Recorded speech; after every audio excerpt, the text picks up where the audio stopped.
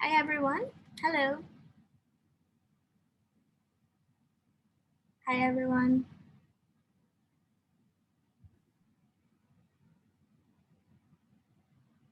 We will start in a few minutes, so please hang tight, okay?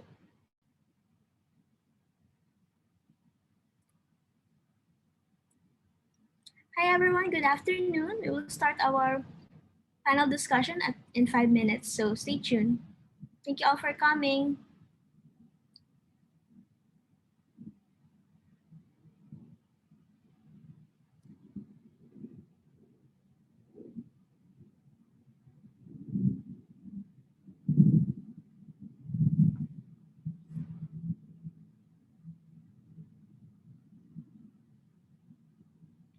Hi everyone.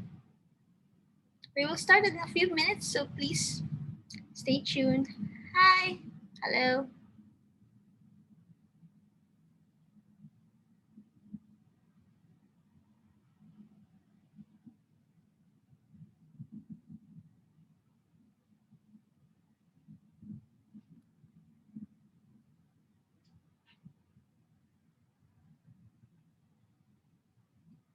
Hi Rina. Hello. Thank you for coming.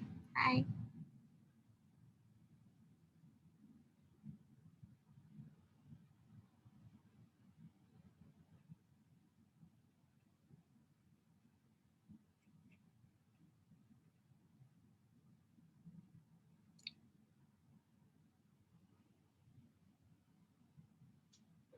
Okay, we will start in a few minutes, so hang tight, okay? Hi Padilia. Hello. Hi Elizabeth. Hello.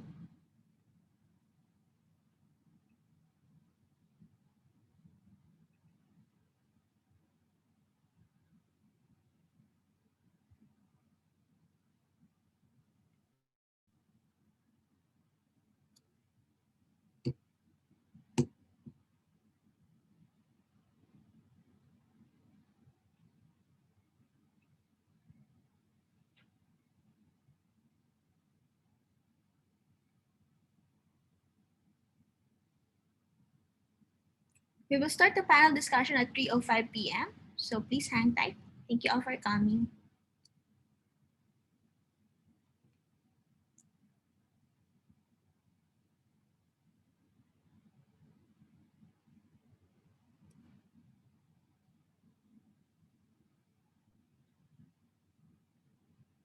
Hi Anthony. Hi Daniel. Hi Derek. Hi Eddie.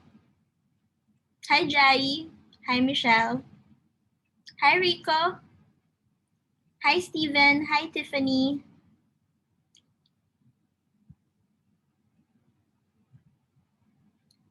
Hello Derek. Good afternoon to everyone. Hi Victoria. Hello.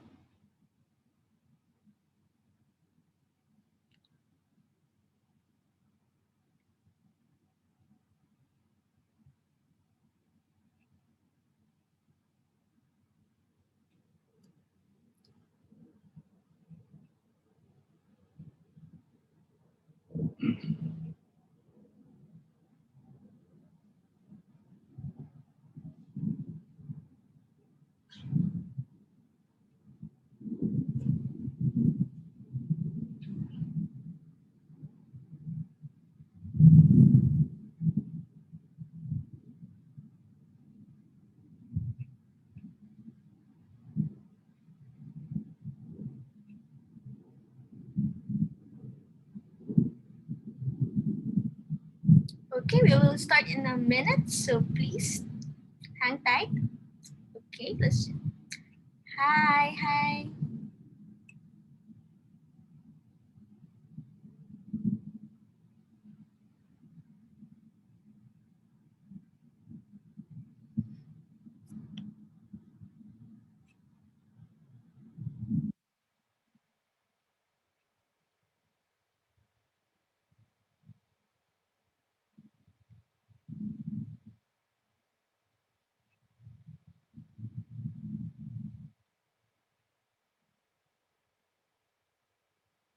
Hi Daniel. Good afternoon. Okay.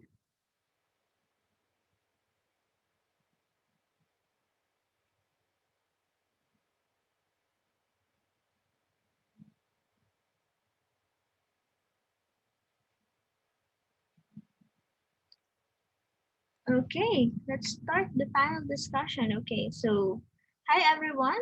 Good afternoon, everyone, and welcome to our special panel discussion on e-commerce and UX. So, welcome to our special panel discussion on using UCX to build an omni-channel experience for e-commerce. So, I'm your host, Pat. Good afternoon. So, today we have a very exciting afternoon as we tackle e-commerce and how omni-channel plays an important part for many businesses and e-commerce experience. So just from house rules, okay, if you have any questions during the whole program, kindly use the Q&A chat box on your Zoom and we will answer them after the discussion. Okay? So good afternoon everyone and welcome to our program. Okay? So Keith, before we start, let me introduce to you Training Vision Institute. Okay? Training Vision Institute is a leading training and human capital consultancy firm in Singapore. Founded in 1991, we have a core belief in maximizing every person's full potential, and we continue to believe to passionately offer high quality adult training and education to the industry and communities that we operate in. We'll be celebrating our 30th anniversary this October, so please do tune in for exciting events and activities that will be coming in the coming months. Okay? Okay, so why Training Vision Institute? As I have mentioned, we have 30 years of experience of establishment in education and training for Asia. We have trained 120,000 learners and counting. We are partnered with 700 corporate MNC SME. And of course, we have 5 training campuses island-wide. And we have 100 certified academics. Okay? So we have been recently awarded 4 years EduTrust and Higher Education Institute by Committee of Private Education, Singapore. Okay. And we are also a certified SSG ATO for WSQ diploma and courses. Okay. So here are our global academic partners. We have been partnering with various international education institutes from EC Council, RHT Academy, Boston University, Cambridge College, Digital Marketing Institute, SMU, Pepperdine University, Batspa University, and Excelsior College. So here are some of our partners globally, in the global sphere. Okay. Okay, so we have an exciting news for you. Before we start, we would like to introduce to you our special LinkedIn networking group exclusive to the participants of this event. Okay, so this LinkedIn group right here aims to provide a safe space for everyone to connect and share tactics and strategies on e-commerce. Okay, this group is devoted to e-commerce practitioners and business owners who are keen in gaining connections, strategies, tactics, and tips on what works now for the e-commerce landscape and ecosphere. So please do join. Do join using the link in the link on our chat box, and also you can scan the QR code that you can see at our screen right now. So I believe we have the link right now on our chat box. So feel free to go click on that link and then join the group. Okay. So the speakers and the moderator of this panel, including Claudius, are included in that group as well. Okay. So today we have an exciting group of panelists who will be discussing omni-channel customer experience and e-commerce. So to introduce our panelists for today, we have Claudius.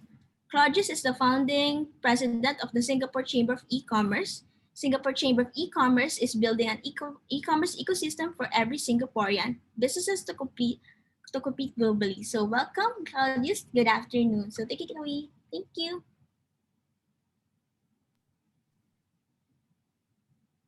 Okay. Hi, good afternoon to everybody, and good morning to you, to some of you who are in Europe or the US. I'm Claudius, I'm from Singapore Chamber of E-commerce. Today's topic, I'm muted. Am I muted? No? Okay, great. All right, so today's topic is in using CX to build an omni-channel experience for e-commerce. So it's quite a mouthful. In fact, there's quite a few things inside there. So I would like to first discuss this topic. So why is CX or customer experience and omni-channel important to e-commerce?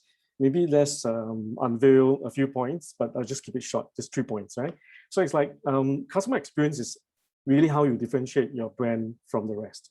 but who are the rest? So who it's actually people who offer something that's very close to you, like an office chair that I'm sitting on.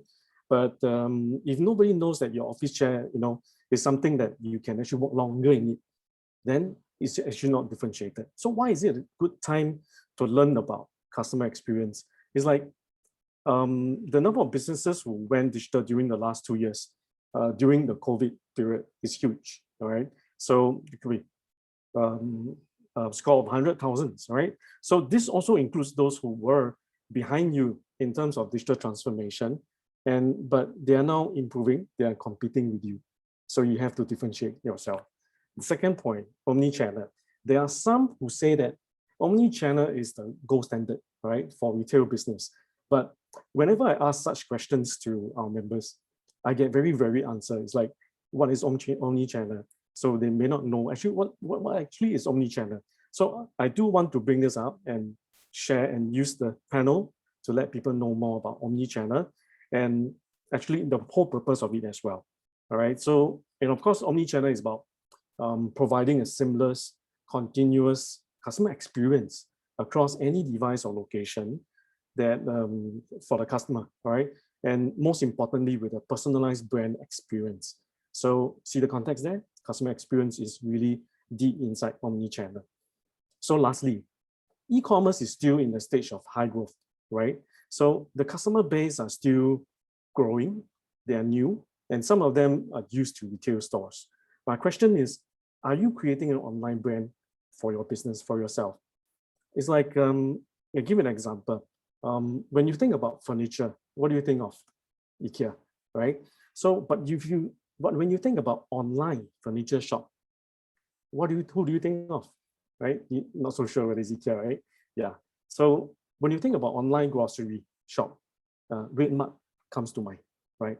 But I think FairPrice is good as well, but it'll take a while because they're quite heavy on the physical experience, but they have to build up on their online experience.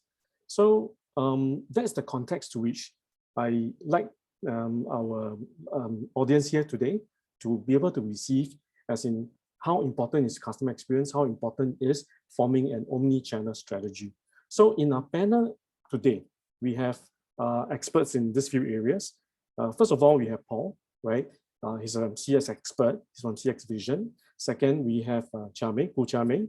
Gu Chame is from iStore XM. They are actually primarily in the logistic field, but she's also doing fulfillment.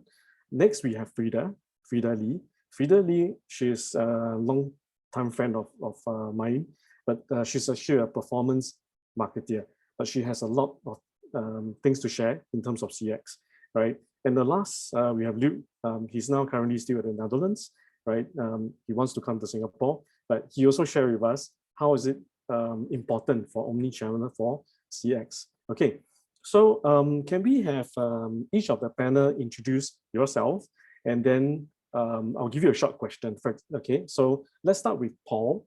Paul, can you do a short, brief introduction of yourself, and can you let us know how relevant is customer experience to e-commerce? Sure. Thanks, Claudius, and good afternoon, everybody. Thank you very much for having me. Delighted to be here. So my name is Paul. I'm in the consulting and training enablement business here in Singapore. We're a joint venture company with TVI called CX Vision. I think we're in a unique business in a very interesting space in CX at a very interesting point in time. CX is a very hot topic and is much debated. What we do is we work with companies to give them ways to manage and measure CX and enable their staff to execute world-class CX at scale. So this is what we do, and that's why it's kind of, I think, of the moment and interesting. I think to answer the question, how relevant is CX to e-commerce? The answer is it's 100% relevant. So if you define CX as how customers feel after they have interacted with you versus their expectation set before they interacted with you, that is directly relevant to their experiences in an e-commerce setting. And we've all had sort of e-commerce expectations, good, bad, indifferent, met, not met, exceeded, in different kinds of experiences that we've had, all the way from Amazon to Grab to Chope to DHL to goodness knows who, good, bad, and indifferent. So expectation versus delivery versus the emotional outcome is the definition of CX. And e-commerce is absolutely 100% relevant to that as a topic and a discipline, and if you like, as an industry, to answer the question, Claudius. Thank you, Paul. Right, great. So let's have next, Charming. Also, I would like to ask you the question, how logistics connects all the nodes of the e-commerce together to form a customer experience. So yeah, so I'd like you to introduce yourself. Hey, hi everyone. Good afternoon. Thank you, Claudius, for the introductions, and I hope that everyone is safe and well during this pandemic time, right? I'm actually with iStore iSend. Let me just give an overview what iStore iSend is first. So we are actually focusing very much in terms of the fulfillment side and the logistics side of the e-commerce. Other than that, we are also a e-commerce enabler for some of the business owner and brands to help them embark on the e-commerce journey if they haven't started. Other than supporting the back end side of the e-commerce customer journey. So with that being said, right, how logistics connects all the nodes in e-commerce customer experience? Well, generally, the retail sales customers experience ends when the customer pays and leave the counter, but e-commerce doesn't end at pay. So logistic is actually the physical part of e-commerce, which is the next part of the customer journey from purchasing to finally receive it. So there are many steps that come after that, and generally involves the fulfillment, the delivery, the unboxing, so how the packaging look like to the customer, the reverse logistic in the event of exchange or return before the customer service experience actually ends. So having a great experience during receiving a parcel will definitely help increasing the customer experience. Things that customer consider are the delivery time frame, the packaging. Sometimes it's getting more and more competitive, so the customization and personalizations of the packaging does play a part in terms of the buyer's experience.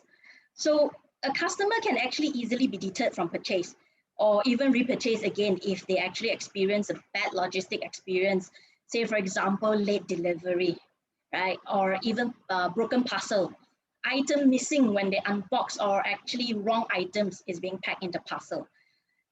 Given all these considerations, it's actually very important to rethink the customer experience journey, and these logistic needs, right, are to be stressed when mapping the retail customer experience versus the e-commerce customer experience of things. So these are actually how the logistic part of the connecting the nodes on the e-commerce customer experience. Wow, thanks for sharing. That's a lot of heavy lifting. Eh? So the heavy lifting all done by logistics. Okay, great. So next we will have Frida to introduce yourself. Frida, performance marketeer. But my question to you, right, is that simple. Does customer experience only address the pre-sales aspect? Because when we talk about digital marketing, right, this is very much, get leads in, then after that, it's leads conversion. Does it stop there, or how is then digital marketing relevant to the rest, to the whole cycle of customer experience? Maybe that's my question for you. Thank you so much, Claudius. Firstly, thank you for having me on today. I'll try to contribute as much as my fellow co-panel speakers on this very hot afternoon. Thanks for having me here. Also, thank you for the introduction. I've always been a performance marketeer at heart, and even though I run my own agency right now, I've always been super hands-on. So my first love of performance marketing is only challenged by my second love of online shopping, which everyone can attest to as well. So I love your question because it really segues into what we do as an agency for our clients. So coming from performance marketing, yes, we do drive e-commerce sales, find leads for B2B customers, But also much more important is we try to fix the leaky bucket. And why we say this is because we may be spending a lot of money driving traffic into your website for them to make a first action or get to know you and have a conversion.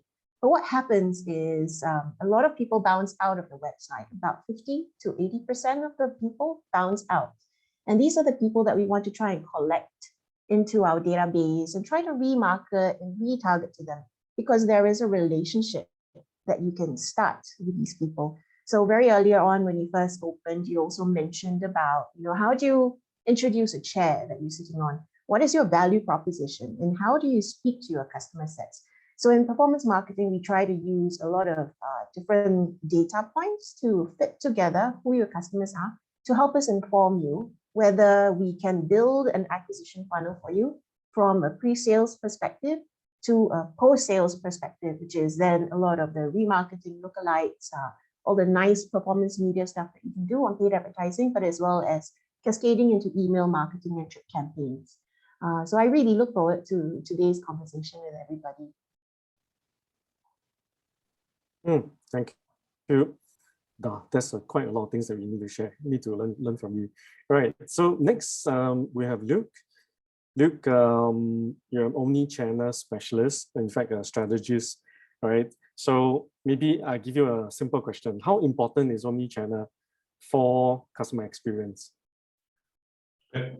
Thank you, Claudius. Thank you for having me here as well. I'm looking forward discussing with my co-panelists everything today and share the knowledge with the audience we have. I'm Luke Berenson. I have 10-15 years of experience transforming e-commerce and brick-and-mortar businesses into an omni-channel brand or retailer. I worked in advisory groups and acted as a keynote speaker. I always love sharing the knowledge which makes other businesses better in their daily operations. I think it's a super exciting topic because it actually brings your customer a better service, but it also creates a better experience within your company. You're removing silos and actually connecting departments and people. So it creates a better feeling within the company, which is important too. I think omnichannel is always important to look at it from an overall perspective, like in a neutral position, because everybody is as important as the other one. It brings back together fulfillment, logistics, finance, e-commerce sales, retail sales, whether it's a retail associate in a store or whether it's your board member, it's as equally important for everyone while keeping focus on customers first. Referring to your question, omni-channel and customer experience brings everything together for customers.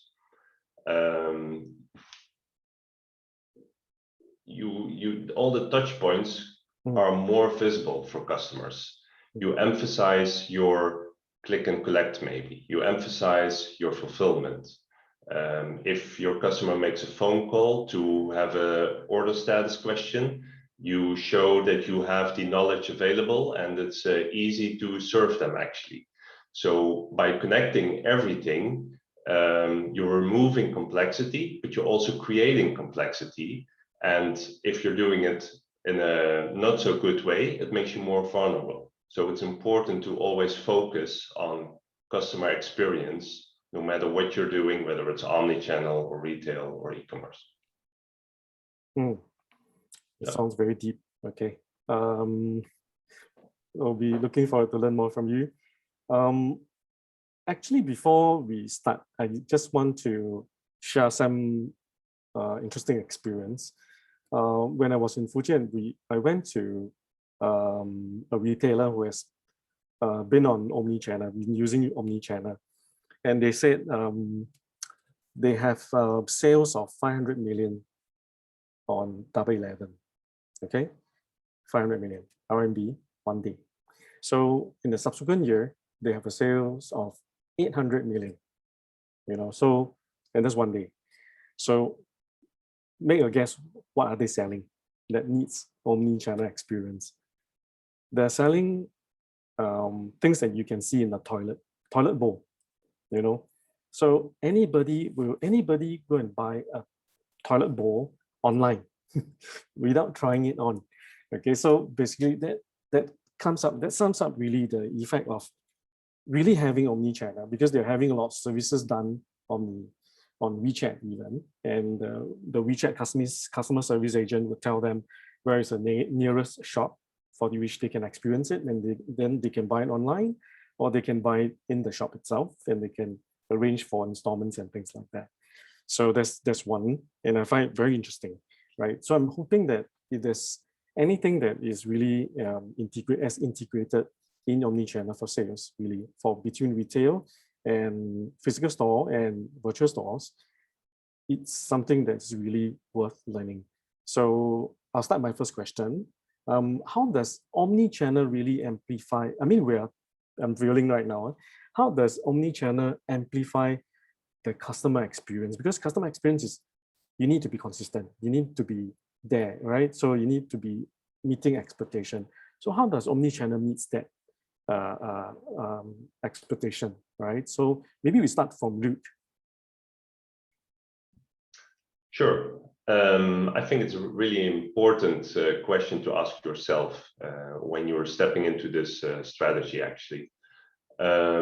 Because maybe you're already consistent in your retail experience, your brick and mortar stores, or maybe you're already consistent in the experience you bring on e-commerce.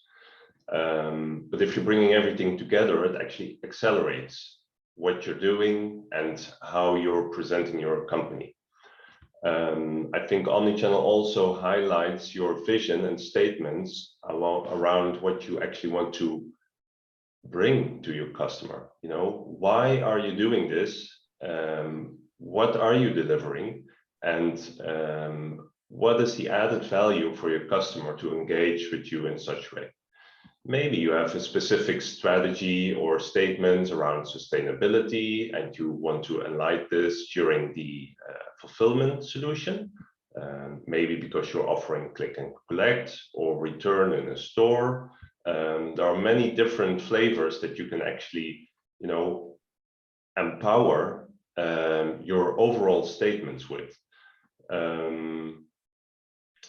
You're creating a better view on the customer, what they've bought in the past, maybe also the customer service touch points they had and they engaged with you on different topics, whether it's Facebook or maybe an email, because everything comes together. If you're moving into omni-channel, first start with your customer. It's the most important part. Analyze what is needed and what it will bring to them. Because if you're taking that road, everything you're doing will make sense. Okay, thank you. Thanks for sharing, Luke. What about, I give it to Chame. What about Chame? What do you think? Well, I pretty much share the same sentiment, but perhaps just to add a few points to it is that today we have quite a few of online channels, marketplaces available for customers to choose from. So each of these channels actually can have its own audience of online consumer catering to different consumer behavior. So it's actually very important if, let's say, the business owner or brands are already very well versed in the retail and they are thinking of going into e-commerce and then going into social commerce. They kind of have to think about who are their customer audience of all the channels that they have, and to look at it, how they can craft the strategy behind it. Take, for example, just Zalora, right? When we look into the product assortment, it would be some things that is much more premium because of the price point that you see, and in the fashion, they have a lot more fast fashions. So it could be catered for customers who are looking for new designs, more trend-aware customers. Whereas other e-commerce marketplace could be for customers that are bargain hunters, right? And if we are to embark into omni-channel, knowing this multiple sales channel, it's very important that we streamline the customer experience and actually make the experience behind it, may it be the fulfillment side, the customer service after sales, to be consistent and integrated. Interesting. Okay, so both of you says, yeah, start with the customer, your potential customer, and then look at experience. What about Frida? What do you think? I feel that the perspective of looking at your customer from that point of view is very important, because we talk about customer experience, right? We're just trying to understand and empathize where that customer journey is coming from, and hopefully be able to speak to the experience, whether it's sour, sweet, bitter, and there's friction or frictionless. So from every perspective, like what you said, whether it's coming from finance or after sales care, or whether it's from logistics or handoff of a package to a person at the door, for example, all these are really important points to consider when we start thinking about communicating our next creative on the next month, or coming up with certain promotions that may press these hot buttons.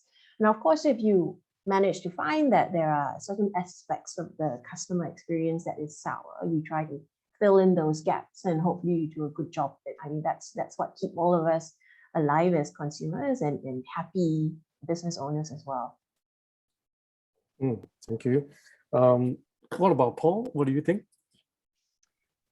Anything to that? Not really. I think the panel are kind of nailing it quite well, actually. Yeah, I will say, if I take an example of a former state-owned bank here in Singapore that begins with a D, they are no clue considered. what that is. No idea, right? They are considered. Yeah. They're considered one of the best digital banks in the world, but their retail experience on the ground is awful, and that's kind of the balance of these things. It's got to be done better than that in that example, which I think is what we're all kind of trying to say in different kinds of ways. So if it's really important to really deploy omni-channel experience for the company's growth, so how do you first try out? How do you first like deploy the first? How do you take the first dip? You know, so maybe you can share with us, Paul, as well. So that Yeah, so it's kind of just segues quite well from what we were just talking about. Exactly. It's kind of, so what the business got to do is design for the ultimate outcome they want to deliver to the customer at that point, at that time, for those reasons. In other words, how do you want me to feel after it's over? And by that I mean, design how, so when something goes wrong, plan for it, deliver it, and fix it brilliantly, for example, or how to appropriately in any one journey use personalization, my name, my circumstances, in the right way and in the right tone, and in the right manner, or knowing certain parts of my engagement with you is going to be stressful. Travel's a good example. How you're going to step in and empathize and really kind of make me feel at ease and satisfied when my stress levels go up. And then even as far as all of those things stitched together well, when can you realistically ask me to recommend you to other people? Which is the ultimate currency in terms of real CX. So I think it's about designing and fitting for all of those outcomes before you do it, is how you design, if you like, CX and omni-channel together to make a competitive advantage and people really genuinely emotionally happy. So it's really doing the customer journey maps and adding the omni-channel built into those. Yep. I'll give you the reverse example to the bank that began with D. There's a telco here which has a headquarters in Dhoby Ghaut, just around the corner, And if you go to their customer service center, the offline experience is genuinely good. It is good. The comm center experience is good. Their data is accurate. The people are very helpful. They're trying to deliver outcomes and solutions for you. Their online experience is lousy. And the Jamie chatbot just doesn't work and doesn't solve my problems. So it's the reverse. So really, you've got to design all of these things really well with good outcomes that are going to drive emotional payback. That would be the delivery of CX through an omni-channel before you start, and then as you do it. The way you say it is like there's no CX if there's no omni-channel. I think the two are really built and intertwined together strong. Right, what about Frida? I think you're enjoying the conversation as well. What do you think? Yes. Paul is very entertaining. Okay. With the D's and the S's. And James. Okay, so I really like what Paul said about looking at the reverse picture where your online and your offline need to kind of balance each other. And some really, really big organizations still get it wrong, right? So mere mortals like us, how do we even get that done for our own organizations? I would think because as a performance marketeer, I will come from a point of media, right? So like what Paul said, like when is the right time to recommend me things? When is the right time to push me new things? Or when is the right time to push cross-sells or upsells? So we can identify all of these points if we set up our campaigns properly at the front. And I know this perspective may be a bit stunted from a push advertising point of view, but there will be different aspects of prospecting or fishing expeditions for clients that may potentially look like the clients who are already buying from you, or even trying to identify those people who have said good things about you on social media and then using different sorts of machine learning and AI to target them. Although we are limited in the next few years, starting even more so, given that we are reaching into a cookieless world now.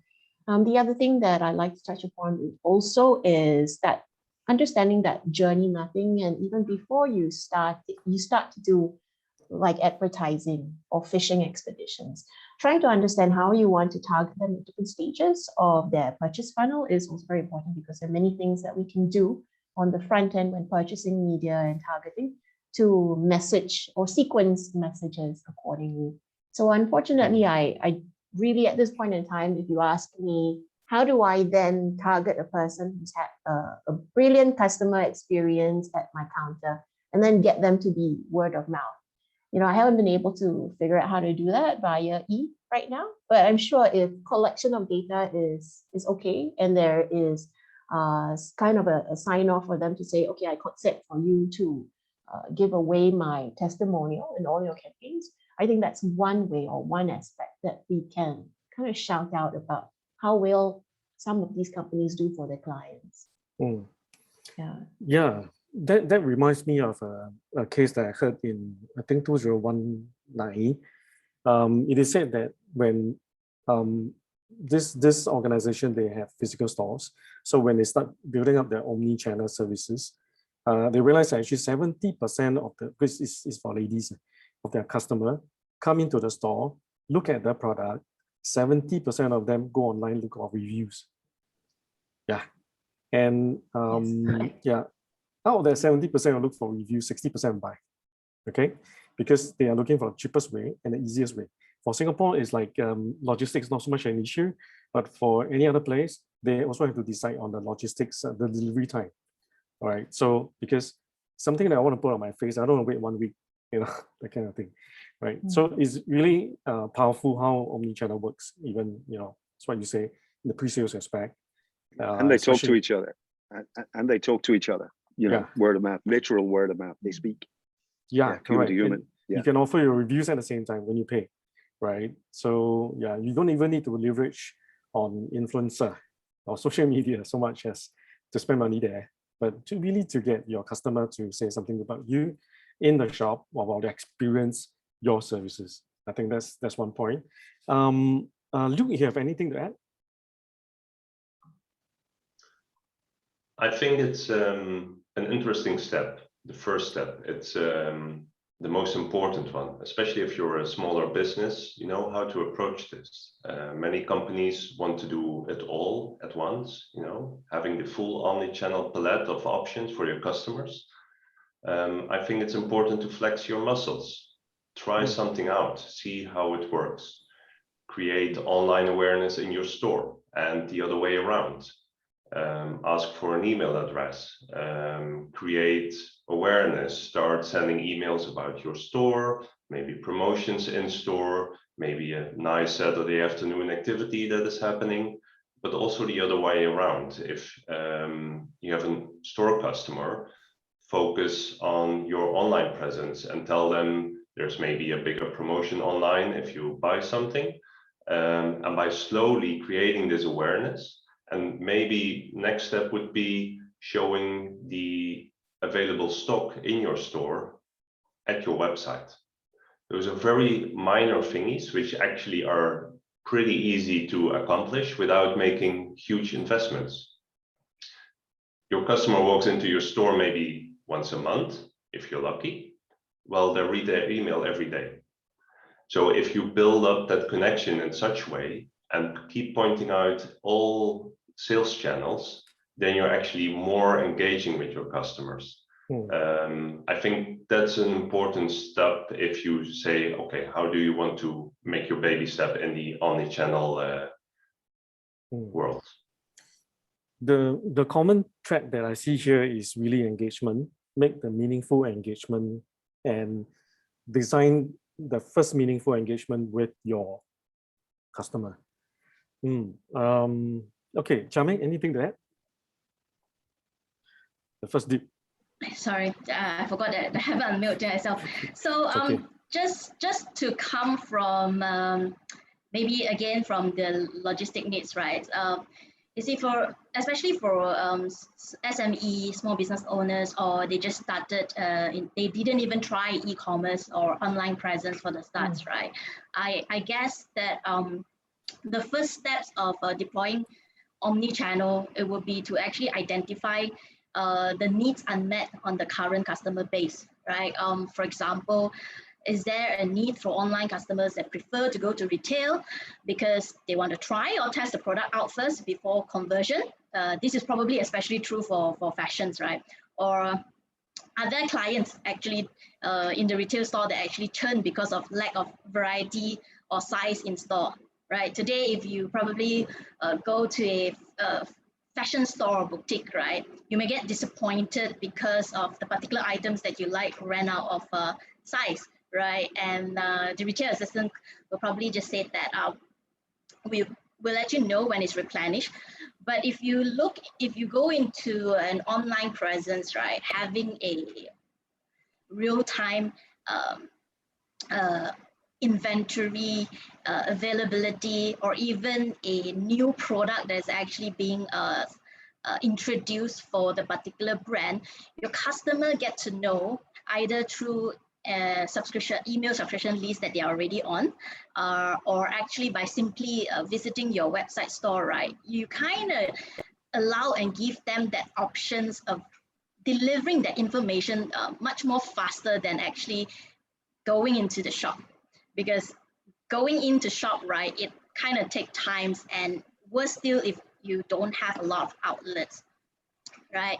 So takes for example, there's actually current one fashion brand that is already launching this concept of try and pay later.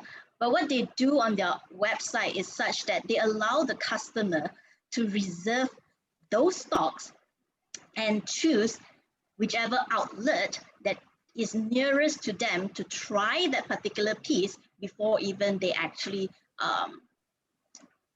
pay for that piece of clothing. And what does it mean to customer? It means that, you know, they get to book that lovely piece of item that they really like. Or there are also some other fashions that already go on click and collect, right? I think most of these actually are the examples that we see a lot on fashion brand, that they probably worry about sizes because not all are aware of how to read the measurements and stuff. So the options of allowing this click and collect options at their nearest outlet, right? And how this logistic back end of it, giving that information of an inventory live sync across all outlets, right? Give that assurance to the customer, when I buy, I will get the product. Okay. Actually, this potentially can reduce a lot of cost. Most of the people would say that, wow, just for one piece, I really go and, just to sell one piece of clothing, and we need to reserve it at that store, and we do all that. So whether it's worth it, or whether it comes about to a point where when it becomes worth it, is really what you just mentioned, the mentality, of the business owner themselves, right? Because there's a lot of point over here is that you're talking about measuring not just that per sale item, but maybe as if the lady come down, she can buy other accessories, or she become your long-term customer, right? Put it this way. So yeah, I think that is pretty interesting, right? So that's the first dip. Why can we talk about the in your experience? Do you feel, or in your opinion, what are the kind of like potential pitfalls, or maybe good points? There are certain leverage that omni-channel customer experience can provide for your business. So we can talk about pitfalls. You can give some examples, or you can talk about good examples as well. So on omni-channel customer experience. So maybe we start with Frida. We lost you just now. I know, I'm so Thanks sorry. for coming in. No, it's Yeah, yeah, my internet is crazy. I had to No, you look good. Yeah, you look good. Murphy's Law. Okay, so your question is what are the potential pitfalls and then how we can leverage it, right? Yeah. I think maybe one of the pitfalls is having too much data and, really? all sorts of data, and then not knowing how to use it properly. Okay. So you could have like a lot of business intelligence teams saying, okay, these are my leads quotes, and then quotes to sales volumes, and these are the profiles of people that have come in. So a lot of this data can be stuck at the BI teams to be just looked at. Whereas even if you are unable to pipe the data back into your media advertising campaigns, there are ways that we can create custom audiences, push up custom match audiences onto our media campaigns upfront. So I would say leverage of all these pieces of data, whether it's emails or post-purchase information, or people who have not signed up with you again after 5 years. Religiously include them into all your campaigns, whether it's targeting or exclusions, especially when media is going to get a lot more expensive. And like I said before, there's a loss of cookie, right? So if anybody in the audience out there is doing a lot of Facebook or Google advertising these days, you will realize that the cost of media is exponential, much larger than last year. And then as performance marketers, we are having a really hard time justifying our efforts. So that's really tough. But religiously do exclusions. And while you exclude, you can also kind of target them. So do your similar audiences, expand, go for your fishing expeditions out there.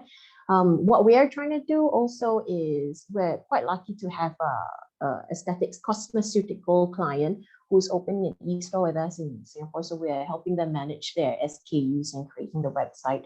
At the same time, we are also opening up a mobile app for them for m-commerce. And in this way, it creates a very sticky relationship between their products, the key opinion leaders, reading the types of information that they have to provide to their clients. So in terms of, and I know mobile is kind of like different, right, from e-commerce or desktop, but we can also do some form of push notifications or upsell and cross-sell. And this sort of information, piping it into Shopify or any e-commerce stores is really important for all our acquisition campaigns. And then at the back, we can then see who are the people who we've managed to reach into the pockets and then create that repurchase pattern. So I would think that maybe at the first start is, like Luke said, collect that email. Very important, because that's the first step to kind of like shake shake their hand. Mm. And then lastly, I think fundamentally it's still customer experience, like I said. So using different sorts of tools, you know, to track people's social speak and sentiments, whether it's on Facebook, Google My Business, LinkedIn, Twitter. It does give us a perspective of how people use our product, using things like people, Bazaar Voice, Yotpo also helps us collect information and reuse that information as social proof for any one of our campaigns. And like I said, it's a good way to use it to turn into next month's ad campaign. Thank you. Thanks for your point. I would like to share something as well, but I let Charmaine speak first on this potential pitfalls and leverage. I guess rather than saying that it is a pitfall, right, I would say that more of a challenge, right? Because as we know that there's no one size fits all kind of strategy. We cannot be viewing online e-commerce as one segment. So for those who probably first time offline to online, they may experience culture shock, right? Because they're so experienced with the offline retail. Pricing, it's because the fact that it's very easily compared within your price and competitors' price, right? So pricing actually become a very competitive play, and it's not easy to bring service value out virtually, right?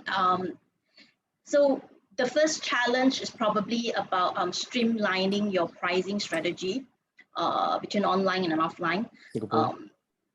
Don't try to go into the mentality that online equals to low price clearance retail.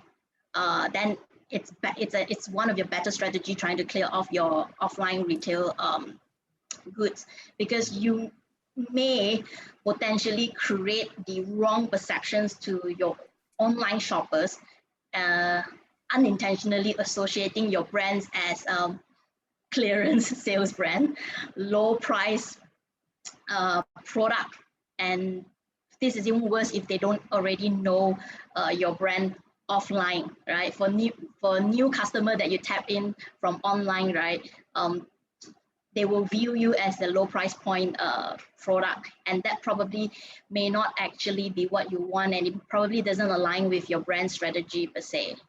So play to the channel strength instead of trying to improve the brand's so-called weaknesses. Like each channel actually bring in its own customer.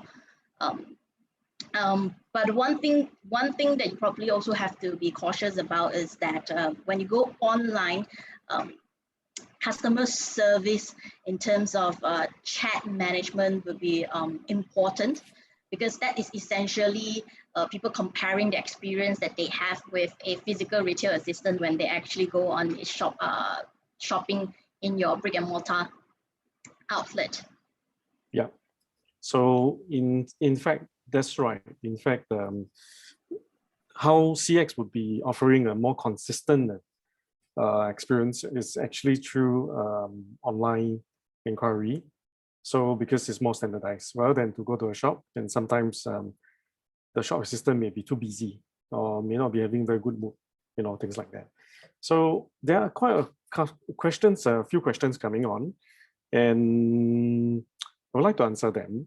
Maybe I think let's finish this question on the pitfalls and leverage with Paul and Luke. If you have anything to add, yeah, I've got one or two thoughts just to throw into the discussion. I think CX is a single strategy that is specific to your business, and I think the omni-channel is simply the way that you deliver that strategy. I think it's how I would begin to kind of sum up what we're talking about here.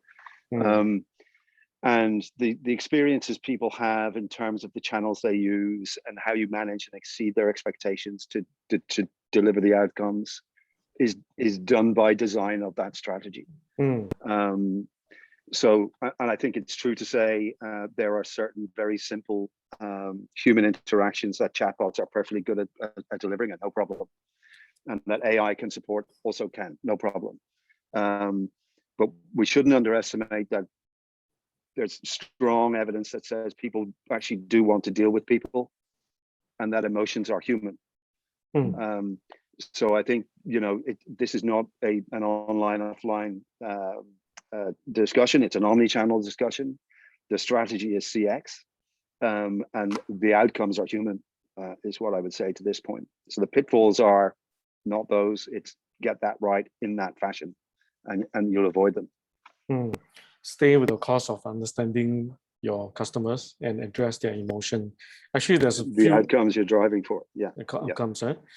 There's a few questions on this. I'm very tempted to answer them right now, but let's hear from Luke if you have anything to add. I have a 30-second rule, so that's easy. Okay. Make sure you don't start with the technology, because many technology solution providers will tell you this is the way forward. It's about your customer. Second, think outside in and not inside out. So don't start with your company objectives or your projections, etc., on the omni-channel solution. Again, it is about your customer. So don't start with technology, don't start inside out, think outside in, think about your customer, investigate, like Paul said, make it human, and then all the technology will and need to help the solution, but customers first, customers king. Those were my 35 seconds. So you actually count. Okay, right. Anthony said it's not about the product. It's about the customer journey experience. I think that we addressed quite a bit. And customer perception is your reality in creating a good CX experience through Omni Checkpoint. Anthony, next time, please come to my banner. I'll let you talk as well. So how then can we increase the Net Promoter Score, the NPS, and making sure that the customer has a seamless digital experience? How then can we increase that? Anybody want to address that question? I love talking about NPS. Okay. It's and I'm going to try and follow Luke's 30-second rule. Okay. So NPS is a very one-dimensional measure, and some businesses obsess on this. I've been in discussions where the guy says, I have to drive my NPS by 0.5 or 1 point this year, or I get fired. Oh, why is this? And what are you going to do about it? And why is your NPS going the wrong way? I don't know. I'm panicking. I don't know. Promotion. A recommendations score, which is what an NPS indicator is driven by other factors, which are emotions and human realities. So fix this and you fix that. So fix the outcomes, you'll fix your NPS. So NPS is a very obsessive focus of some businesses, and it's a bit ridiculous because it's only an indicator of a lot of other things that make it happen that are measured in different ways. I see. So NPS is by the way thing, that it's a side effect, not a side effect. It's a result of something else. Exactly. Yeah.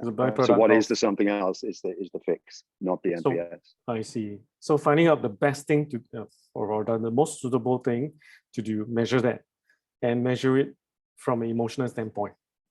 Yeah, and your NPS will fix itself. Done. Yeah. Great. Okay. So one part about this, how can you identify the voice of your customer, and to what extent would you want to find out what your customer really needs? It's a very interesting question. Yeah, of course, it depends on different services or product, right? So, and channels that you need. But anybody wants to take this challenge? I normally answer those questions that has a name attached to it first, but the rest will come later.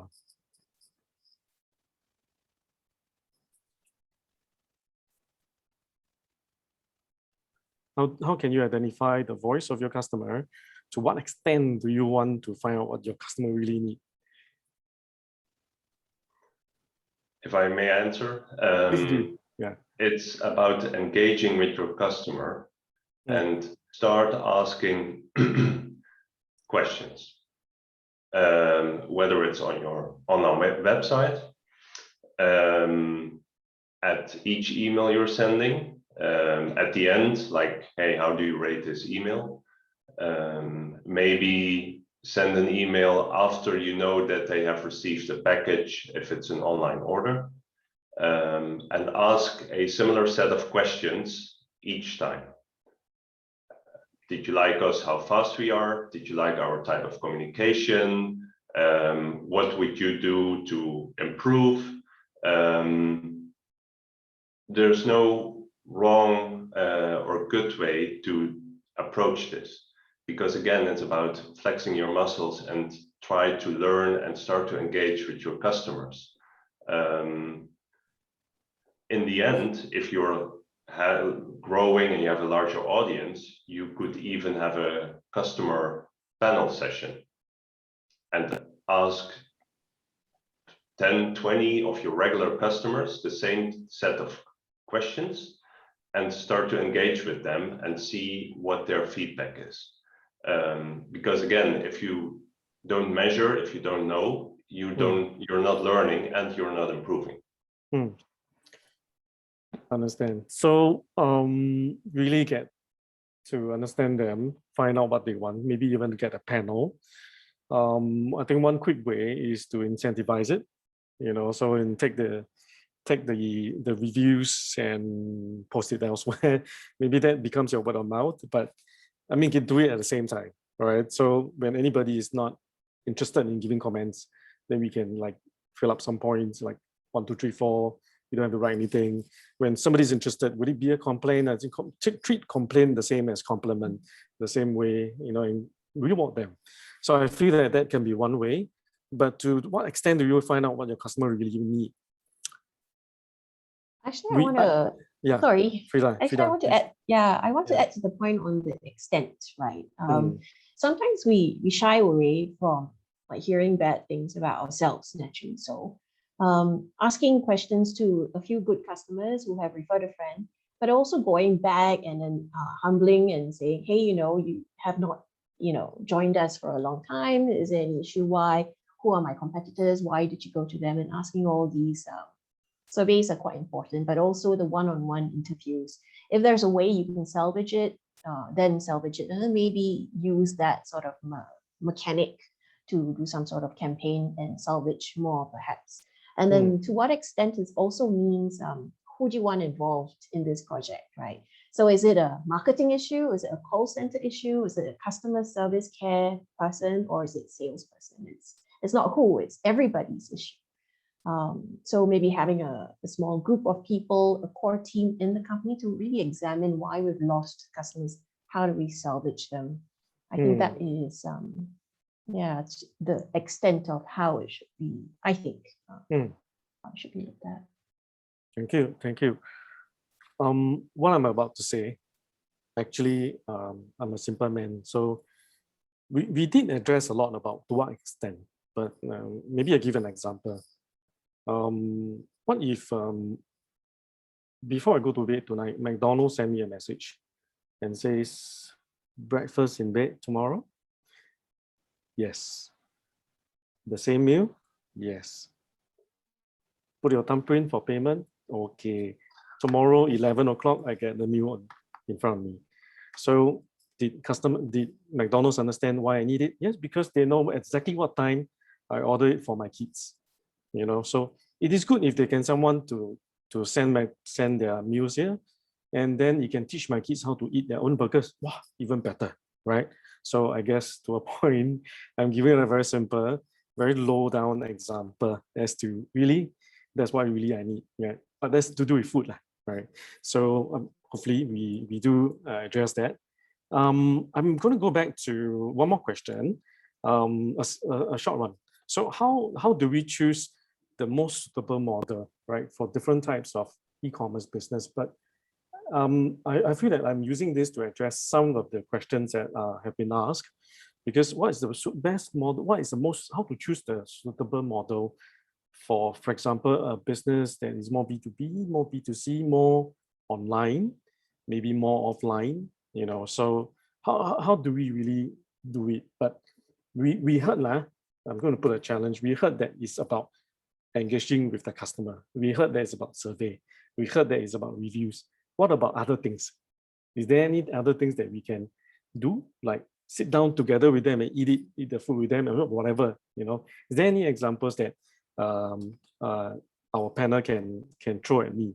So how to choose the suitable model for different types of e-commerce business? Maybe I start with Charmaine. Yeah, because I think you deal with many types of e-commerce business before. Yeah, like to share with us? I guess it will be easiest to just use our experience, right? The business model here, I'm assuming retail, right?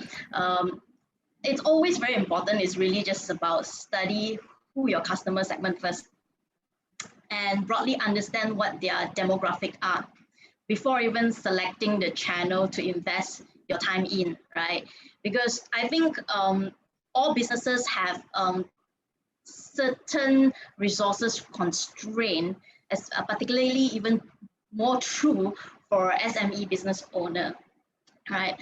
So if your demographic are very young, that it might be wiser to invest in your own .com plus social media marketing for traffic first, right? As these are more socially influenced client base versus Facebook platform play, right? One of the example that is pretty successful, I would say, it's, I'm not sure if you have heard of this health and beauty brand, cosmetic, very up and coming, only 5 years old in the market. Perfect Diary, right? Today they are, if you look at the in the marketplace, right? They really come in out of nowhere very aggressively, and they become number one in the Shopee sales. I think last year 11/11 or 12/12, if I'm not mistaken, on top above L'Oreal, the brands that you're so used to seeing, right? And their play was investing very, very heavily in the social media because their target audience are the youth, right? So what is really very important to know your customer segment, who you're targeting, right? And for first time, don't even try to go full omni-channel for us for the start, right? Especially when you have always been in the offline, trying to know, get a grasp of the online. Because if it doesn't work out and you need to pivot your strategy, right? It's not hard to pivot, and it won't be too expensive to pivot before you even talk about moving to another channel, expanding your channel from one channel to two channel to multi-channel, and ultimately, after knowing all the sales channel that you have expanded, how are you going to integrate that customer service, the logistic planning behind it, and deploy your resources accordingly, right? So it's also very important to note that in terms of e-commerce, since we're talking about e-commerce customer experience today, right? At which stage are you at, right? Are you new to e-commerce, or you're actually at a growing e-commerce, or you're actually at the scaling? Because at this different stage of your product life cycle or your business life cycle, right? The things that you look at is very different. Take, for example, if you're in the new e-commerce space, you're going to focus more on creating awareness through digital marketing, through social media marketing, right? If you have grown to a sizable, then you will be looking at the multi-channel management. And perhaps when you're new into e-commerce, when you talk about your logistic and supply chain, you probably do in-house, but that might, and all of us know, right, the heavy lifting is always on the logistic. The investment, the CapEx investment on warehousing and the infrastructure can come quite expensive. And if there are already many people, right, players, industry player that has invested in the solid infrastructure, and as you grow, your volume grow in terms of online, you might want to outsource it. It's not always true that outsourcing is more expensive than insourcing, because once you have that scale, it's actually more beneficial to outsource so that you focus on things that you want to control, which is your sales growth, which is your multi-channel management, right? Yeah. A lot of what I can see is that some of the business made the mistake that sales transacted online means successful e-commerce. At the end of the day, right, if by going online result in growth of your overall business, right, if that's what you're thinking about, that's not very true lah. Yeah, commerce, it's always talking about holistic point of it. It will not end just because the consumer behavior changed, therefore your retail died. No, that's not what it is about. It's just an extension of what you can offer to your current customer as well as other customer you have not reached out yet. There's a lot of information there. And by the way, Chame is a CFO. I'm hoping that this comes from a financial angle, but you know your business very well. Okay. I mean, at different stage of life, right, you talk about unit cost, but if you're just starting, don't let the money become the restriction of it, right? Because then innovation die, and then you're very fearful in expanding your sales channel, your marketing effort, and then you forgot about your customer entirely, because you must go back. You must go back from the very beginning when you start the business, right? You're trying to address the customer needs. It was not about the money. The money was a byproduct of the service or the products that you're offering to the customer. Well said. To me, it's a result. Okay, so maybe Luke, I can get a comment from you as well. Sure.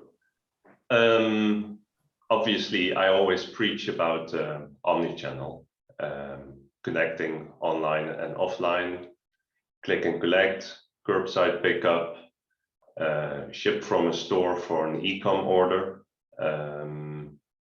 return items in a store. All of this creates an omni-channel environment. But when you're starting, you maybe focus first on online, or first start to focus on a actually brick and mortar store. We all know the many examples of where changes are happening.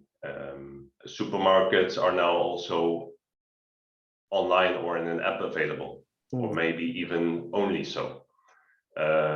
You see brands, simple example, Amazon online, they are very straightforward. It's no flowers and bees and happiness. It's just product sales, that's it. You now in the US see actually a lot of stores where it's you walk in and you walk out. You don't even like need to pay at the cashier, but you know it's just tapping your card and or even less, and you walk out and you have paid the products you pulled from the shelf. Yeah. Also in Europe, you see a trend where e-commerce retailers actually start opening stores, because they are focusing on the customer engagement and customer experience. And they noticed, hey, we're not completely connected with our customers, because maybe they're selling electronic goods and they want to offer a repair service in a store, or they want to give you the option to return or collect something in a store. And you actually see results booming each time over and over again when you merge both worlds and connect them. And I'll be the first to tell you you need click and reserve, and you need click and collect, and return is, you need it all. But it's about making the growth path and linking it to your strategy. Make it about your customer. Focus on your customer and show them the added value, what is needed,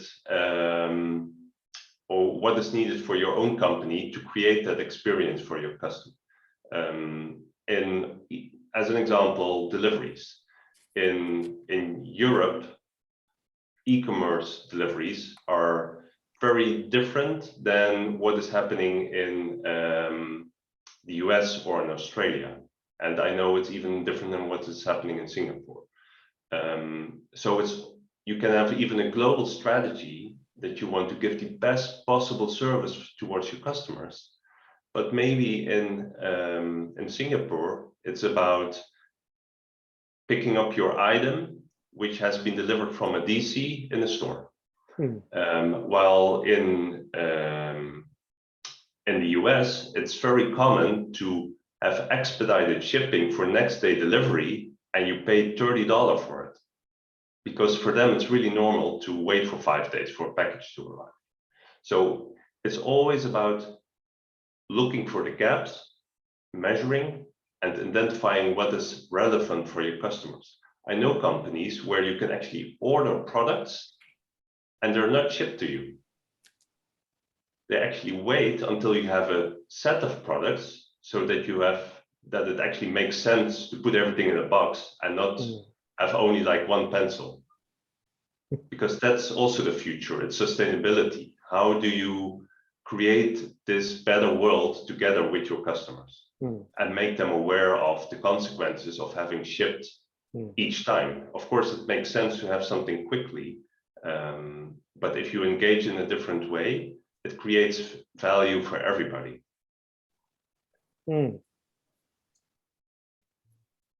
Okay, so that same question, you'd like to add in some bit as well, since Paul, Luke, you answering.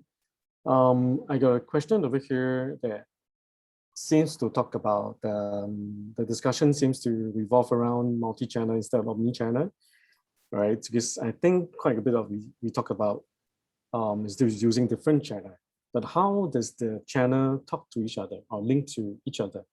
And is there a strategy that we can use, or maybe even some existing technology that we can use and recommend to our audience? There are so many possibilities to create a technology environment for your omni-channel solution. It's incredible. It really depends. Are you a new business? Are you an existing business? Do you want to replace your legacy systems, or do you want to work together with your older systems? Do you only want to replace your POS in the stores? Are you having a owned and operated warehouse, or are you working with a 3PL partner maybe? Do you have it outsourced? And how is everything connected? In the end, it's about securing that the data is correct. So if you show that you have something on stock, like 100 items, the customer doesn't care where it's coming from, whether it's your DC or maybe a store that has it on the shelf, and because it's close to the customer address, it's being shipped from there. You can have solutions where everything is in one package. And there is actually a trend where what we call headless, where you say, okay, we use the expertise of each of the companies and we connect everything. So you have one company that is responsible for logistics, and they have the software around this and all the insights on the shipping methods. Use that. They're the expert. Then you have something for in-store experience, maybe even clienteling, where you can add additional information around your customer and utilize it when the customer is in the store. Use that specific part. There's never one answer to this, because it's based on how large is your company, are you starting, is it existing, what do you want to achieve? In the end, omni-channel is possible, but it depends on you and your company. And of course, like GMA said, the investment. How much do you want to invest, and at what time in time? Wow, thank you. It's quite a bit information there as well. So Frida and Paul, would you like to have anything to add to that? Suitable model for different types of e-commerce business?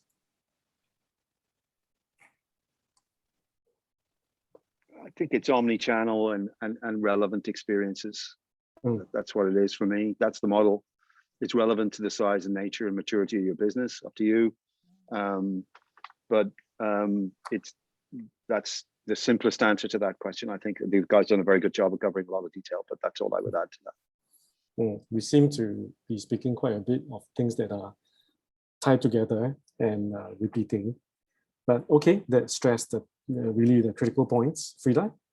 I think it's that's the why we're having a discussion today is because of like multi-channel and omni-channel, there's like a very fine line. How you glue it together really depends on, yes, how much you want to invest and how much do you know your customer. So if you can sit from your client's perspective and say, how am I going to make my client's experience more seamless across various touch points or channels, and then map it out and see if you need that piece of technology or not.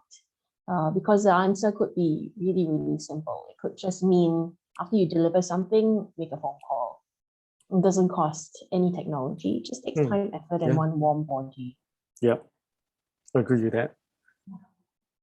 I think it's a lot of Asian businesses say as whether they have a heart or not. Right? So do you really want to know? So it's not something that when we advise businesses, we tell them 100 times, they would understand. But let's do it once for them to see. I think they will understand what it means. Because I think the customer are typically genuine people, and they really tell quite a bit of things that are usually what they say is quite emotional, I'll put it this way. If there's anything that they can say. Yeah, so that's the aspect. The time is at 4:21. I have one more question, but I have one more question for you myself. But I would like to address one more question from an attendee because I find this very interesting. Okay, so I think you all can see, most of the time the key motivation of consumers to go online shopping is to pick the cheapest item, the best value. Okay, so it's more like cost leadership strategy. It's a way to win the customer. So how will a business who's using omni-channel strategy how does it use omni-channel strategy to be adding value, right? So if I sell the cheapest product, I don't need any omni-channel, any CX, nothing. You just come to me, that's the cheapest. But how does CX really add the practical value to whatever that's on with the product? Maybe it's service, maybe it's something, but how would you advise? How will you advise people to, business owners to really add and look for things to add, look for value to add in this area? Anybody? Open to all? Yeah, I can kind of speak to that. Right. I think if all other things are equal, meaning the price is the same, the channel's the same, the product's the same, what's really going to make the difference in terms of making you competitive and commanding any price, let alone a price premium, has to be the delivery of the experience to the customer to differentiate you versus a same market, which is very much where the market's going in terms of product quality, convenience, price, acceptability, all that stuff, all channels. So as if you like, the standard of commerce goes up. Yes. Whether it's offline or online, the experience delivered whilst going through it is going to become what makes it different and worth paying for. So that's how I would answer that, I think. Yeah. Any other reply to that? I guess at the end of the day, it falls back into the different touch points, right, that the customer is going to experience to it, right? If like how Paul said it, everything is going to be perceived as the same. The price is the same, the product looks the same, right? The quality of it seems the same because from all the product reviews, right? There are other differentiating values. It would be how would be the delivery time, right? And the delivery quality, right? Because there are things that come in packed really ugly, right? and it just doesn't feel good unpacking, right? And of course, there's always the post-sales service. How do we make it convenient as it is when they check out for the product, for them to actually come back to rebuy or even do a return, right? Yeah. Great. Any to add to it? Then if not, then what I'll do is I'll just conclude. You all right? Yeah. There's a question, is it wiser to build in-house expertise or rely on an external vendor agency? It depends on who's the external vendor agency. So if there's any of these five guys over here, I think it's worth a look. Just speak to them, especially Paul, because he's the one that's always talking about consistency and the seamlessness of CX. You know, and Luke has a lot to learn from. So go to him if you need to know anything. I think he has a lot of practical experience on this as well. All right. So Charmaine, no need to say. I think you say a lot. Any logistics issues with that? Anything with the experience? Please look for Charmaine. I would like to have the last question so that I can squeeze it in the last 5 minutes, so that I can give the best value for our audience. All right. So my last question is this: what is your advice for SME to overcome the e-commerce barrier entry with customer experience and omni-channel? Overcome the barrier entry with customer service and omni-channel. That means you want to go into e-commerce, but you learn something about customer service first. You learn something about omni-channel first. You set it up. You ask your customer, and then what's your advice for SME to be able to do that? Yeah, maybe we start with Paul.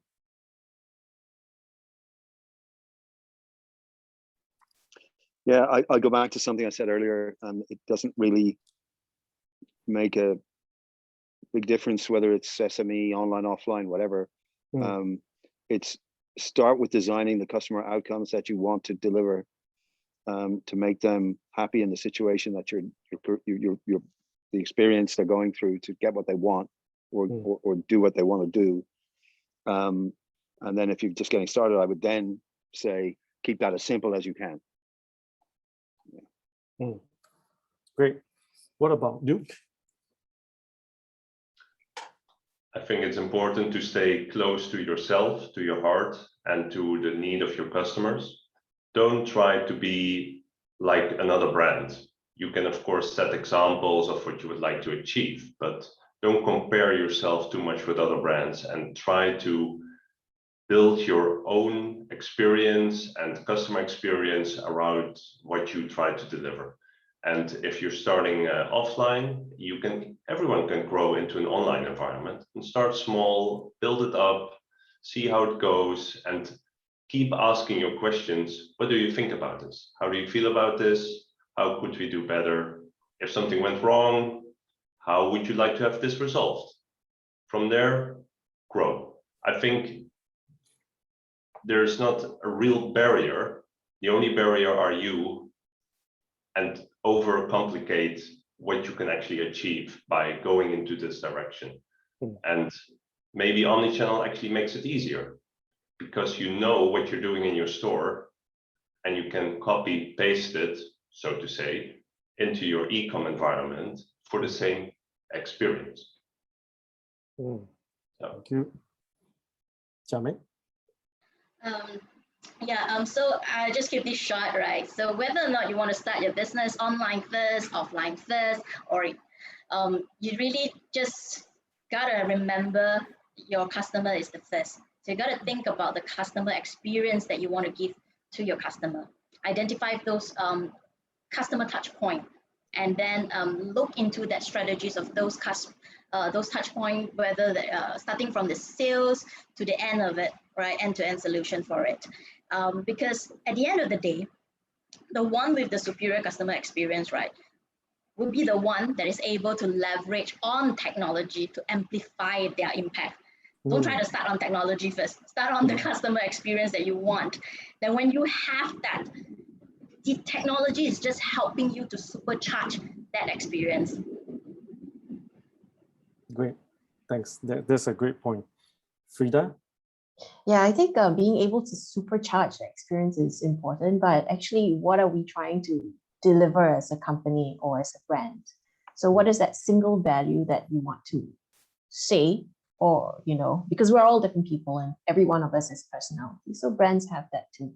And what is that value of your brand to the end customer? And I suppose, simply put, it's figure that out, and then you should be able to amplify it if you can figure out the journey map. Great, thank you. 1 minute, what I learned today, actually quite a few things, but simplify, really get to know your customer, whether you have a shop, no shop, whether what kind of channel that you currently using, but really know your customer first, know what works for them, then build your technology, build your process around it. So how to get it done? You can ask any of our experts over here. They will teach you and they will enable you. So hopefully, I'm going to end the session now. So hopefully we're going to have more of this panel today. I think we just warm up. So in the future, let's have a lot more conversation. So thanks for your contribution. Thanks for your views, all our panels over here. And for our audience over here, thanks for your questions. They are very, very interesting. Then we hope to serve you soon. Hope that we can see you in the LinkedIn community as well. Then we can have more of your views. And what I'll do is that I can formulate more of this panel discussion to discuss what you really need to know. So I have to fix up my own customer experience and Omni-Channel as well. All right. Okay. So thank you from the panel. Thank you very much, everybody. Right. Thank you. Back to you, Thank you. Patricia. Thank you, everybody. Thank you all. Thank you for coming, and thank you for having us. Patricia. Thank you everyone for a wonderful session. Thank you, Claudius, Chame, Paul, Luke, and Frida. I know that you guys have a lot of questions regarding e-commerce and omni-channel, so please feel free to join our LinkedIn group. The link is going to be on our chat box. On our LinkedIn group, you can post questions about e-commerce and share tactics and strategies regarding omni-channel, e-commerce, and customer experience. So if you want to learn more, if you want to connect with our subject matter experts, feel free to join via the link on our chat box, or you can scan the QR codes flashing on your screen right now, okay? Alrighty, so I'll give you a few seconds to join, okay? All right. And okay, I hope you guys already joined the group. Okay, so we want to learn more about your experience for today's panel discussion. So please do complete our feedback form. You can scan the QR code or click on the link on our chat box. Once you completed our feedback form, you can get the recording of our panel discussion right on your inbox. So a few hours later, we will send it to you so you can review and share the video with your friends. Okay. Alrighty, I'll give you a few seconds to complete the feedback form, okay? Okay.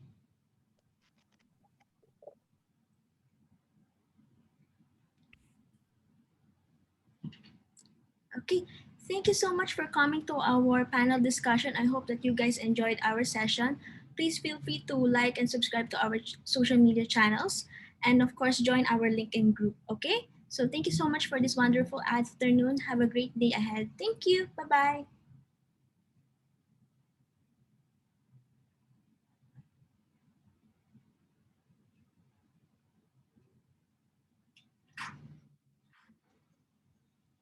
Most of the questions are on the floor. Starting from the first one.